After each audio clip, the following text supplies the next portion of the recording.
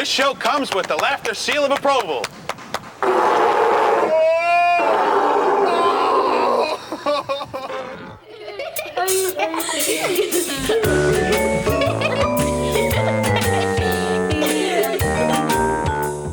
Welcome to Laugh-A-Day, the documentary that celebrates laughter.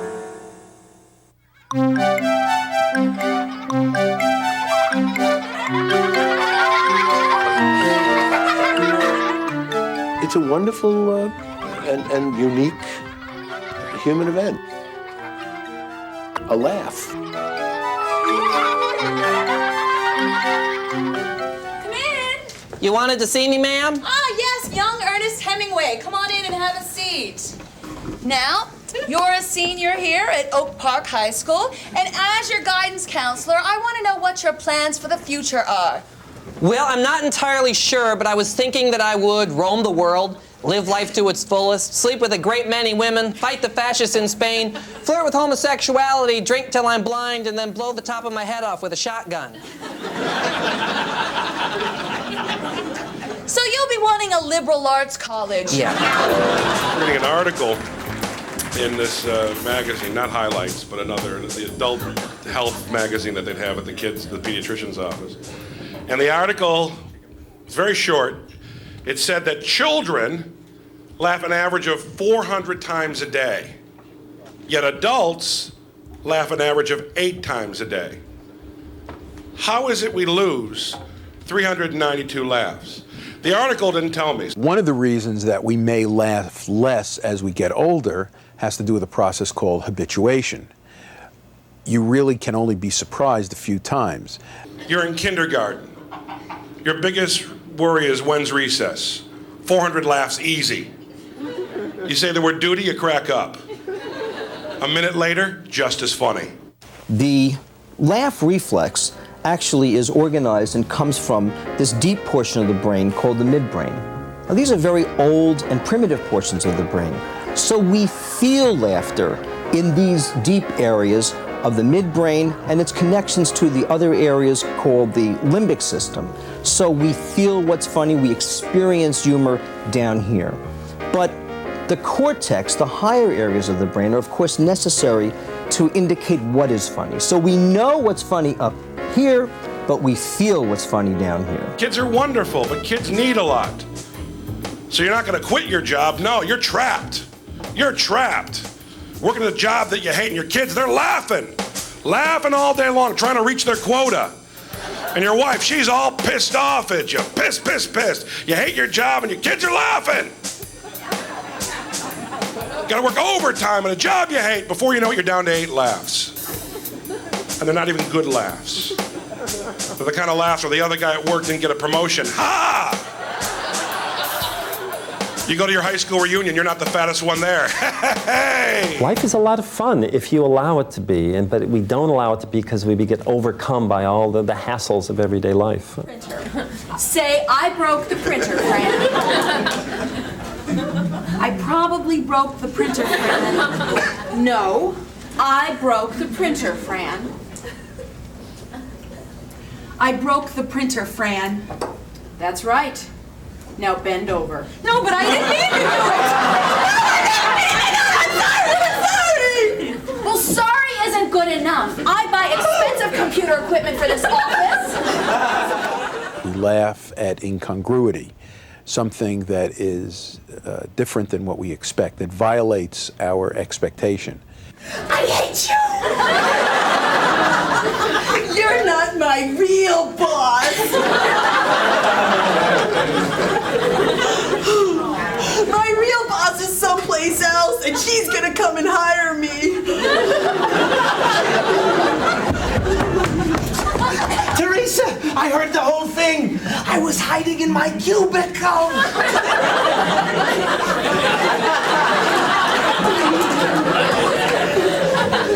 Did she hit you? Fred, I was finishing your financial report. This is all your fault! I'm so sad,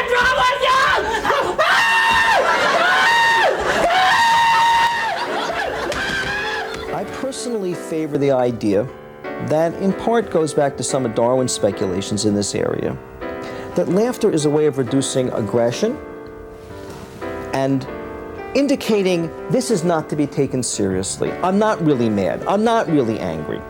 Okay, this is something we can laugh about. I wish you were never hired. There, I said it.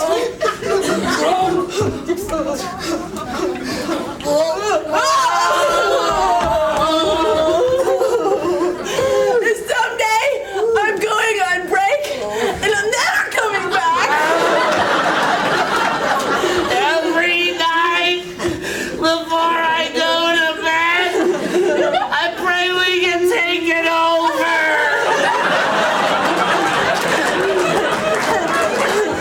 When I have my own company, I'm hardly ever gonna hit my employees. When you share positive forms of laughter together, there's a kind of pulling together process that occurs. You know, there's lots of evidence, small group research, and there's a bonding process that occurs. Order whatever you want. Whatever? Can we get gyros?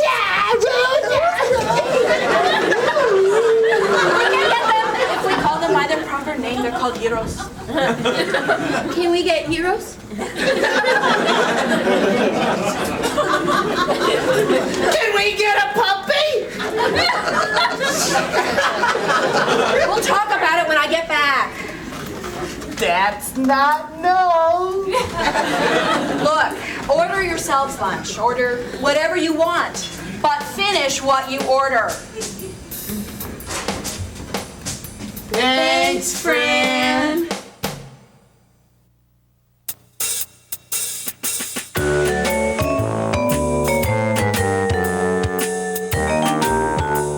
Do animals laugh? Let's celebrate the animal kingdom.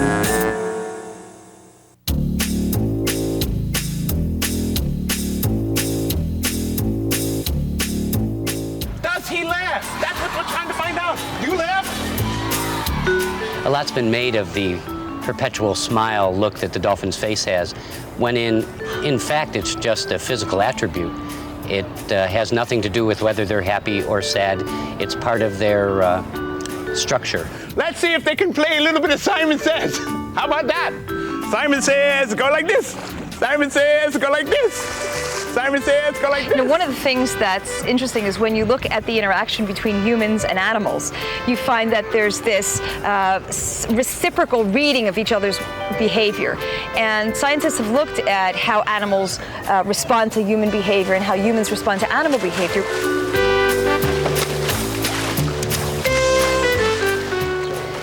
The dolphin has a large and complex brain. Scientists who compare the brains of humans with other animals have found that the brain size of the dolphin in relationship to its body size is very similar to humans. You know, we have about the same size brain. Well, Presley's is a little larger than mine. Right? That's correct. As you can see, he's agreeing with me. We don't have any behavioral evidence that dolphins laugh in the way we do. Again, as scientists, we're stuck with looking at their outward behavior. We can't tell what's going on in here, in any other animal. But with dolphins, they're so different than we are that even if they were doing something that was analogous to laughter, or they experience some kind of humor, it may happen, but we wouldn't see it. The answer is we have no idea if they experience anything like laughter. You ready, guys? It's a sea turtle.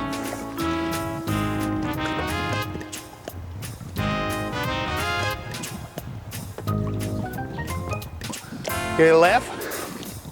Can I get a laugh?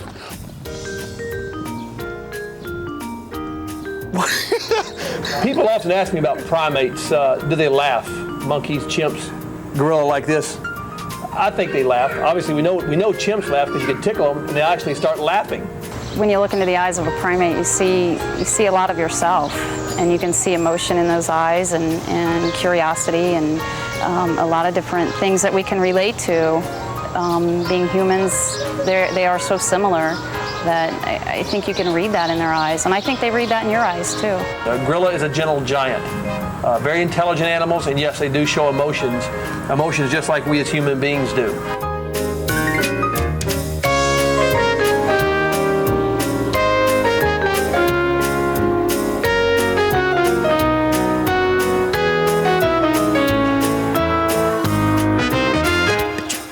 When bonobos have over 98% of the same genetic material that we do.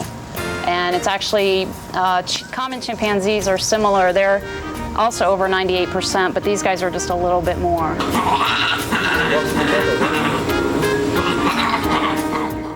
Bonobos can be very ticklish, and I tickle Jimmy a lot. A lot of the males especially tend to be more ticklish than the females, so they love the interaction if they're in the mood for it.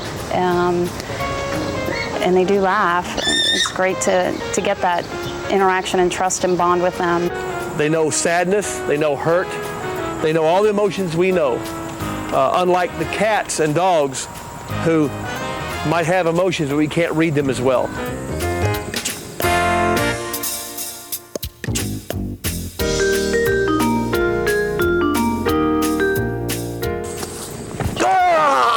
Now, you tell me if that's funny.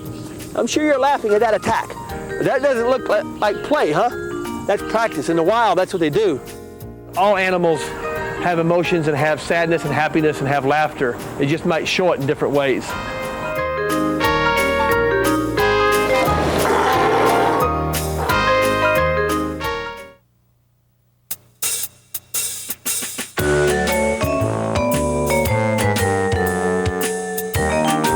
A peek behind the microphone. Let's celebrate the art of stand-up comedy.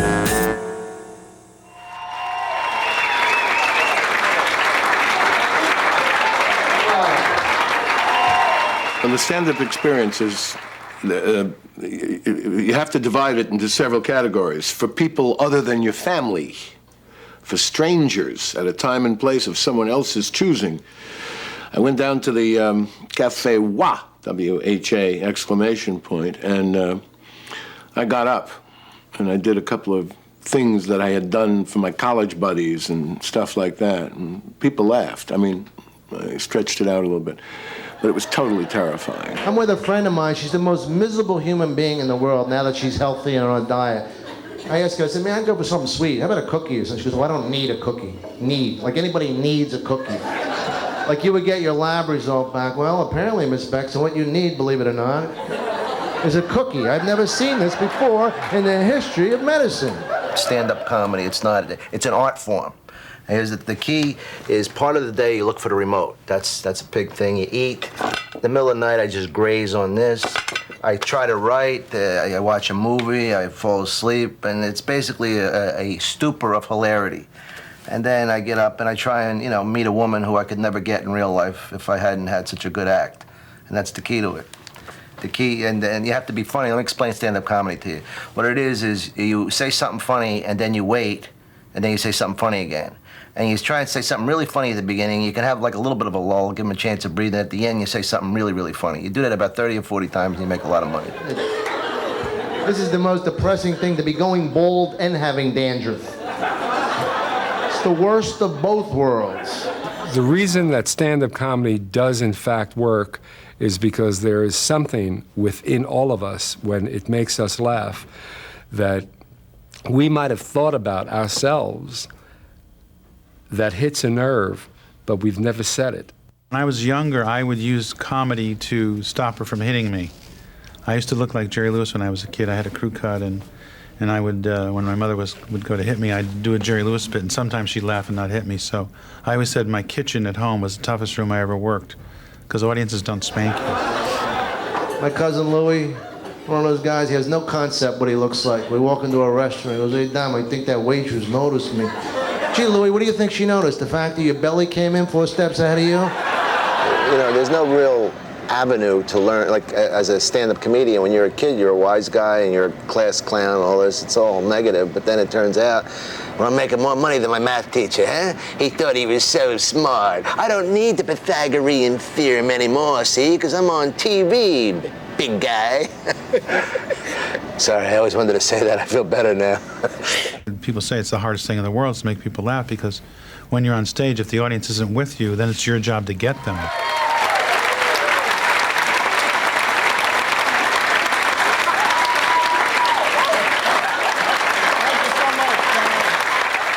I would never stop doing stand-up as long as I can do it, because I love the idea of thinking of something funny in the afternoon, and saying it on stage that night. It's such a freedom. Oh, it's that time of year.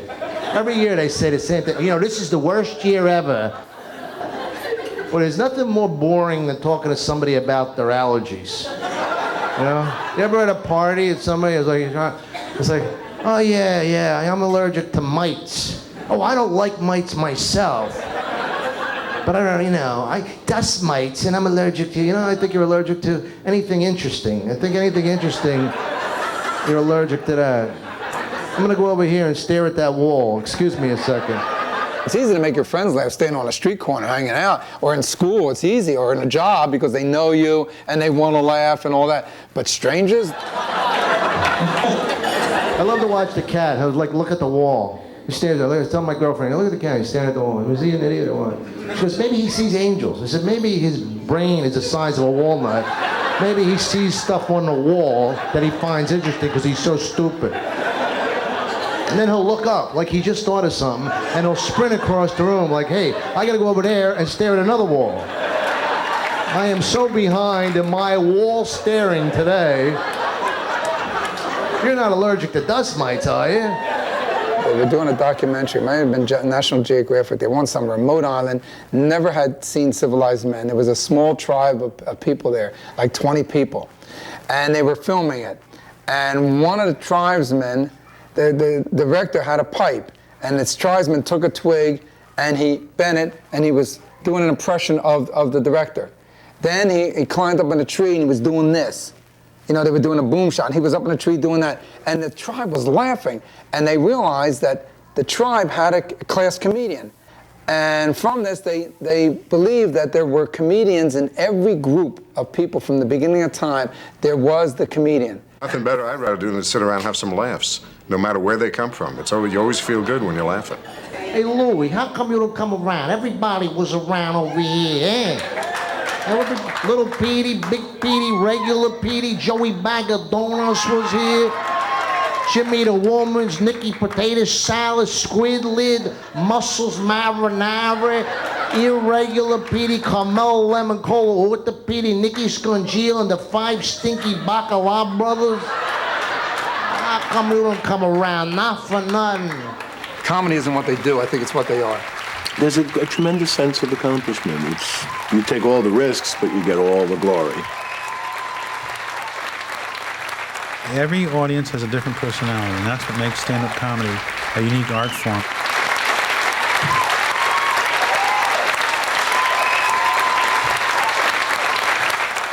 You can't knock me down, Ray. I feel very tired from the talking. Some lady comes up to me last night. She goes, you look tired. Well, I'm tired. I talked an hour. No, I don't have any rituals. I just like, try and be funny. Pretty heavy, huh?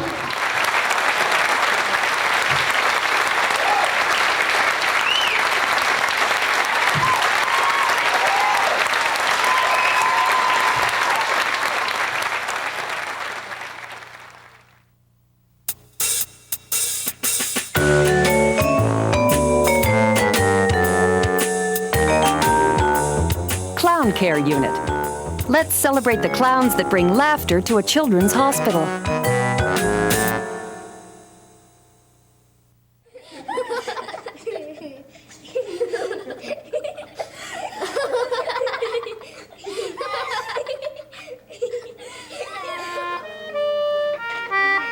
I think once the clowns are here, I think the children all smiles, and I think that makes a big difference to them. The children who come here, of course, have very serious illness such as cancer and heart disease.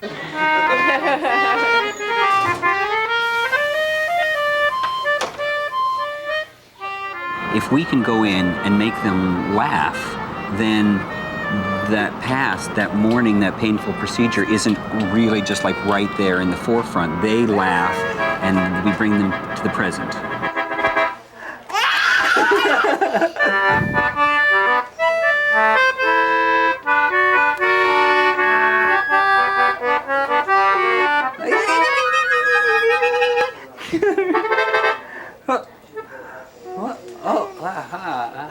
And we do everything we can to empower the child.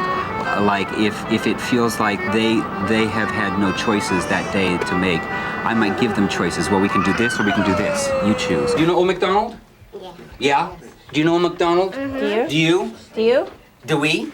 It's one of the things in the hospital that they get to make whatever choices they want. They're in control. Old MacDonald had a farm, E-I-E-I-O, and on this farm he had a... Fish. A what? Fish. A fish? Yep. Fish. E-I-E-I-O. Wait a second, how does a fish go? Bloop, bloop. Bloop, bloop. Okay, with a bloop, bloop here and a bloop, bloop there. Here, bloop, there, bloop, everywhere, bloop, bloop. Old MacDonald had a farm, E-I-E-I-O.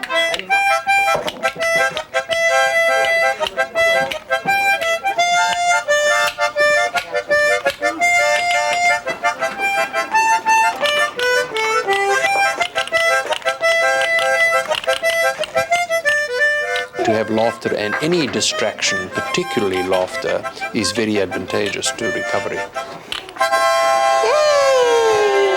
We say to the doctors, we'll take care of the funny bone, and you take care of everything else. Whoa, whoa, whoa.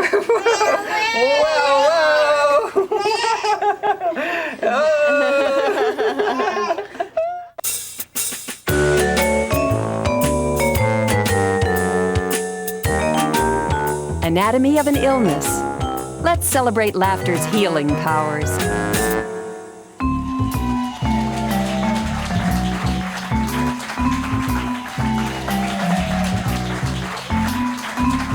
Gilda's Club presents Rob Bartlett.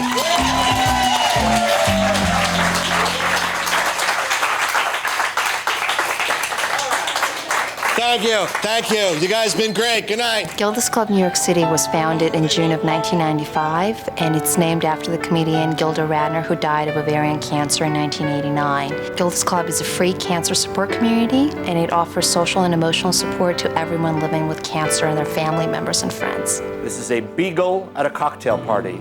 A beagle at a cocktail party. Woof, woof, woof, woof, woof, woof, woof, woof, woof, woof, woof, woof, woof, woof, woof. Woof, woof, woof, woof, woof, woof, woof, woof, woof, woof, woof, woof, woof, woof. Bow wow!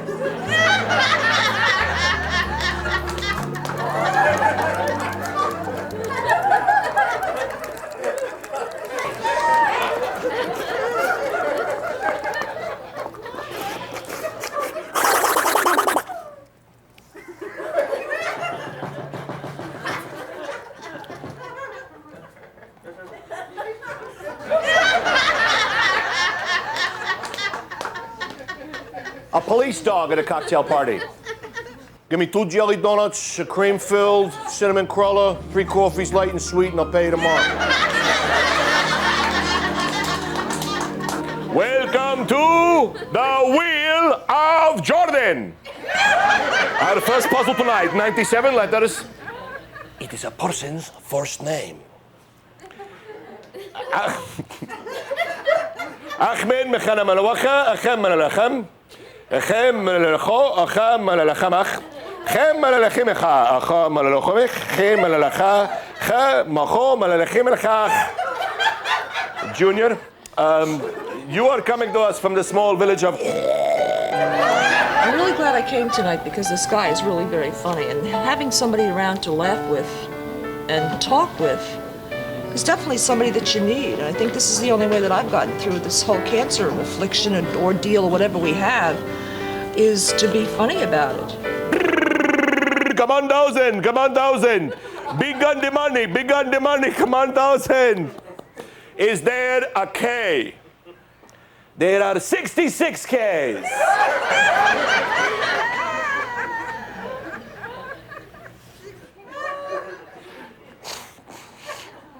I would like to solve the puzzle.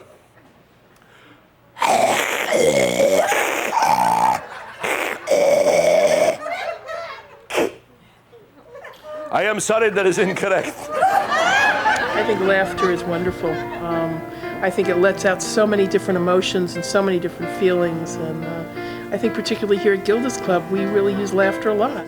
My favorite part about flying is the flight attendants when they have to give that safety speech at the beginning, and it doesn't matter how many times you've flown, you can't sign a little affidavit, you have to sit through it. And you know how bored they are, you know, having to show all the emergency exits on the plane. Like, if the plane were to fill with acrid smoke, you would know to look for the little blinking lights on the floor. I mean, let's be serious. And they're not allowed to point either. They have to do this little convoluted kind of a thing with the hands, because it's apparently an international curse. So they have to show you everything, and of course, you know, they don't know who can speak English, so it's all really pretty much up to the flight attendant to make sure everyone knows what's going on in it. And it's that.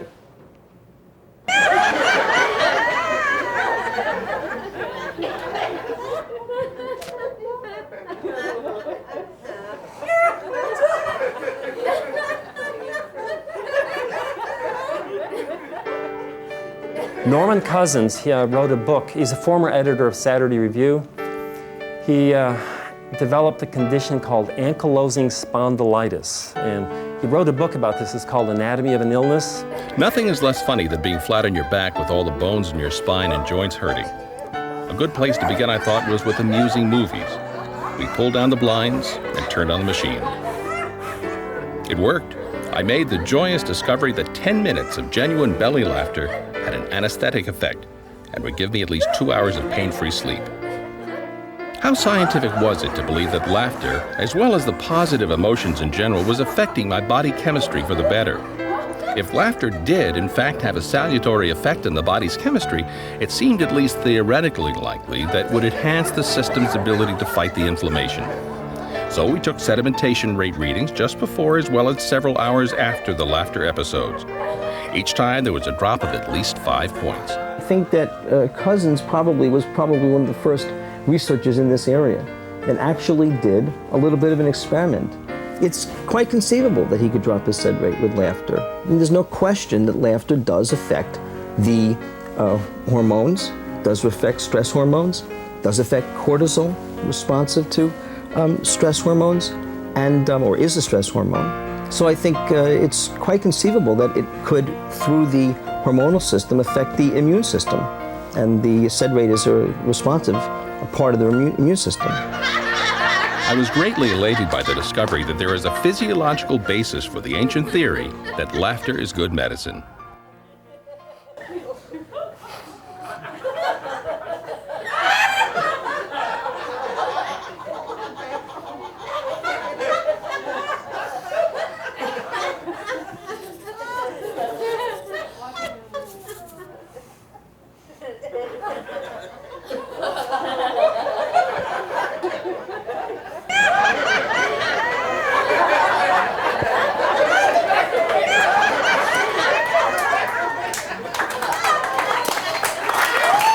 Thanks a lot. You guys have been terrific. Bless you all. You must laugh because if your laughter apparatus gets rusty, there's no transplants. Use it or lose it.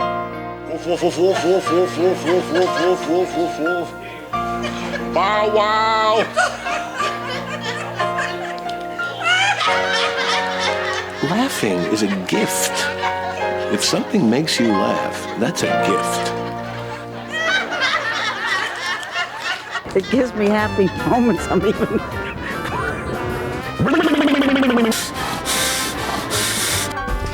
Ooh. Well, that's funny. What soup is to the soul, laughter is to the kishkas. Dental hygiene is a comedian's best friend. I just bought these teeth.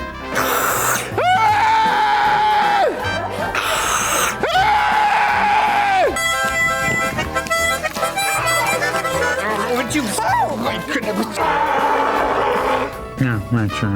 Try and live without laughter. That's important too. Don't forget to laugh. Don't forget to laugh. A laugh has no calories. In Pocatello City, it was too crowded for them to clap like this, so they had to clap. If you can make a lady laugh, you're almost guaranteed. You really need to laugh more because nobody ever was on his deathbed and said, you know, I should have cried more at the office. You brought